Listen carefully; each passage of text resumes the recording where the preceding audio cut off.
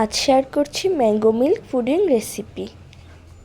প্রথমে আমি একটি আম নিয়েছি, আমটিকে খোসা ছাড়িয়ে নিব।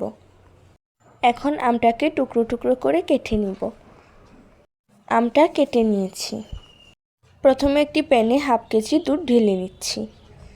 হাফ কাপ চিনি দিয়ে দুধের সঙ্গে ভালোভাবে মিশিয়ে নিচ্ছি। দিয়ে দিচ্ছি 1 চামচ আগার আগার পাউডার। ভালোভাবে মিশিয়ে চুলায় বসিয়ে জাল করে নেব।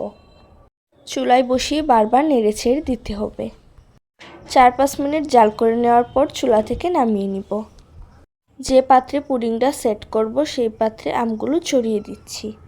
এবার দুধটা গরম থাকা অবস্থায় আমের উপরে দিয়ে দিব। রেখে দিব ঠান্ডা হওয়ার আগ পর্যন্ত।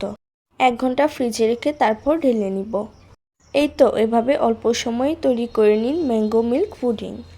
এরকম সহজ রেসিপি পেতে সবাই আমাদের সঙ্গেই থাকুন। আল্লাহ হাফেজ।